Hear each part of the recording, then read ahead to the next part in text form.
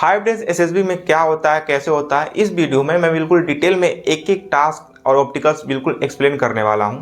ये वीडियो उन सभी एस्पिरेंट के लिए बहुत ही ज़्यादा इंपॉर्टेंट होने वाली है जो पहली बार एसएसबी का इंटरव्यू देने जा रहे हैं, जिनको फ्रेशर भी बोला जाता है। एसएसबी इंटरव्यू डिफेंस कैटेगरी में आती है, जो कि रैंक्ड ऑफिसर के लिए इस इंटरव्यू कंडक्ट करवाया जाता है। एंड एसएसबी इंटरव्यू को वर्ल्ड का सेकेंड टफेस्ट इंटरव्यू भी बोला जाता है।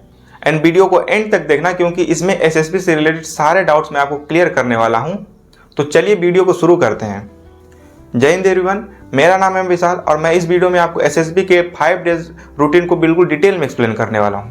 जब आप एसएसबी द्वारा एलोकेटेड सेंटर पे पहुंचते हैं तो मेन गेट में एंटर करने के जस्ट बाद ही आपके कुछ डॉक्यूमेंट चेक हो जाते हैं, जैसे आपके आधार कार्ड और एडमिट कार्ड।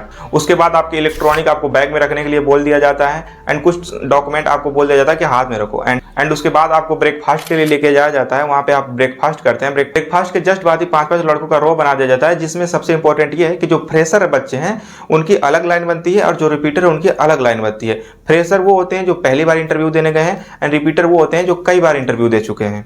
इसके बाद सभी को डेट ऑफ बर्थ के अकॉर्डिंग उनको चेस्ट नंबर दे दिया जाता है एंड चेस्ट नंबर को बांधने के बाद आप सभी लोगों को एक कॉन्फ्रेंस हॉल में बुलाया जाता है। और कॉन्फ्रेंस हॉल में बैठने के बाद एक ऑफिसर आते हैं जो कि आपको एसएसबी के बारे में कुछ कंक्लूजन जो रह चुकी रहते हैं कि एसएसबी कैसे कंडक्ट करवाई जाएगी, आपका टेस्ट कैसे होगा, तो उसके बारे में सब कुछ डिटेल में एक्सप्लेन करते हैं।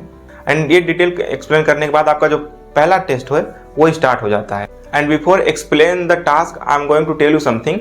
एसएसबी 2 फेज में होता है। फर्स्ट फेज को हम स्क्रीनिंग कहते हैं। स्क्रीनिंग सिर्फ 1 दिन का होता है एंड सेकेंड फेज को हम कॉन्फ्रेंस कहते हैं, जो कि 4 दिन चलता है।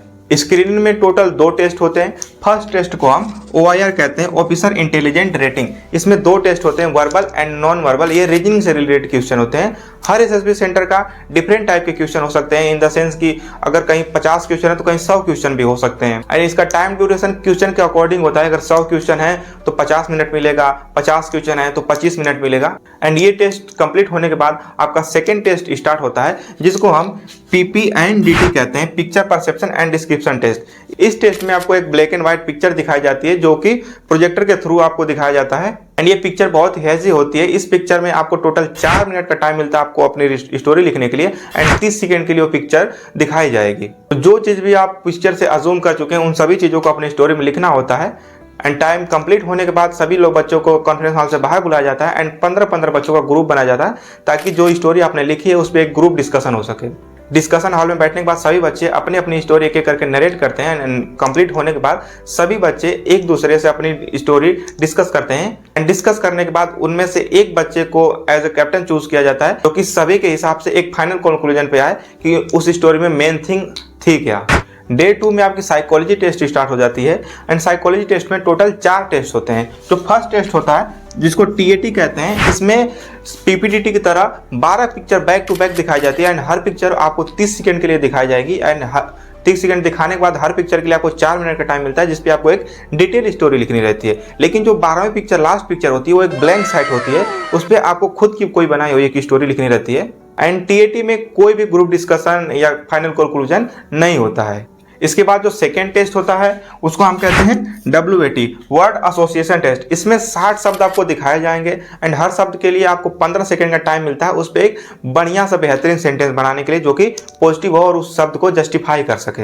एंड इसमें जो थर्ड टेस्ट होता है जिसको हम SRT बोलते हैं, सिचुएशन रिएक्शन टेस्ट। इसमें भी 60 सिचुएशन दिए होते हैं एंड हर सिचुएशन के लिए आपको 30 सेकंड का टाइम मिलता है एंड उस सिचुएशन को अपने सिचुएशन के अकॉर्डिंग कंप्लीट करना होता है, जो कि उस सिचुएशन को जस्टिफाई कर सके। इसमें जो सबसे लास्ट टेस्ट होता है उसको हम SDT बोलते हैं, सेल्फ डिस्क्रिप्शन टेस्ट। इसमें 5 टाइप के टेस्ट होते हैं। उसमें जो पहला क्वेश्चन होता है your parents opinion about you, second होता है your teacher opinion about you, third होता है your friends opinion about you and fourth होता है your opinion about you and fifth होता है your opinion about your future. And सबसे important बात है, ये जो चारों टेस्ट हैं ये लगातार चलते हैं बिना किसी टाइम ब्रेक के।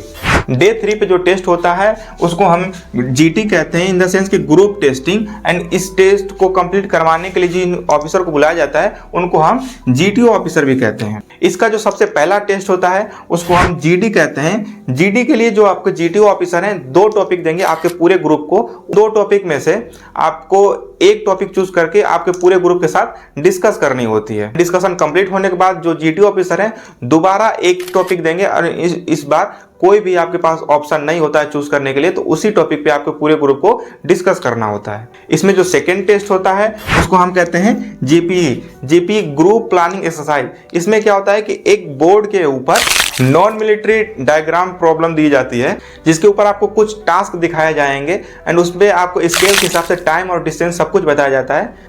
एंड उन टास्क को कंप्लीट करने के लिए आपको अपने पेज पे लिखना होता है, ना कि कुछ बनाना होता है। एंड सभी टास्क को अपने हिसाब अकॉर्डिंग आपको कंप्लीट करने के बाद अपने ग्रुप के साथ आपको उन सभी टास्क को डिस्कस करना होता है एंड लास्ट में एक फाइनल कंक्लूजन पे आना पड़ता है। इसमें जो थर्ड टेस्ट होता है उसको हम कहते हैं पीजीटी प्रोग्रेसिव ग्रुप टास्क। इसमें आप कुछ स्ट्रक्चर बने होते हैं जो कि जमीन में गड़े होते हैं, उसको कंप्लीट टास्क करने के लिए आपके जीटी ऑफिसर वहीं पे इंस्ट्रक्शन देंगे कि उन सभी रूल को फॉलो करने के हिसाब से ही आपको सभी टास्क कंप्लीट करने होते हैं। इन सभी टास्क कंप्लीट करने के लिए आपको कुछ चीज़ों की हेल्प मिल सकती है, जैसे बल्ली हो गया, लकड़ी का पट्टा हो गया और साथ में रस्सी भी हो गई।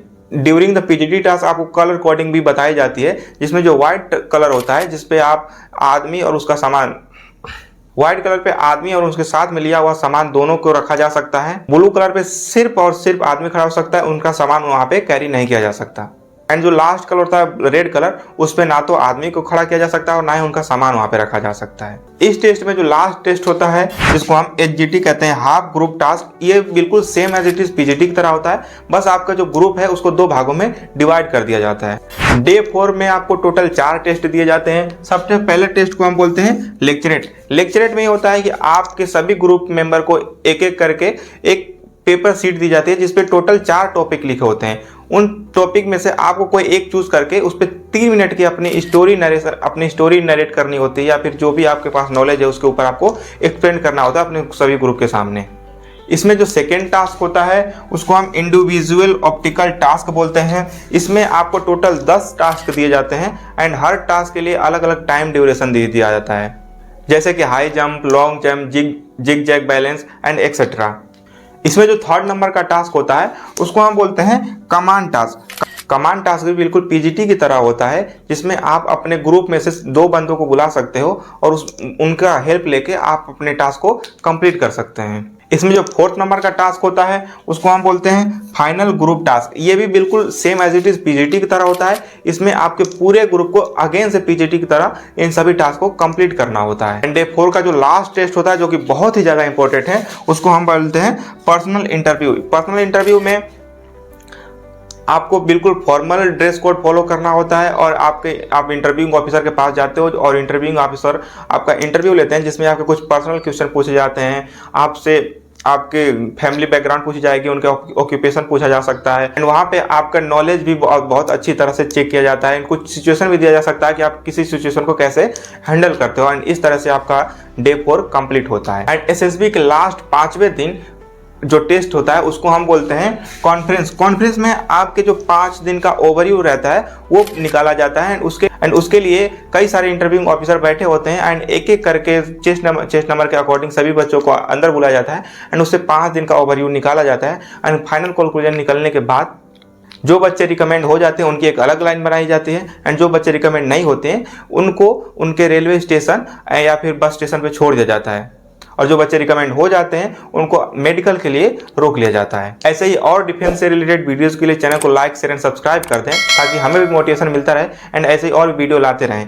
मिलते हैं नेक्स्ट वीडियो में, तब तक के लिए जय हिंद।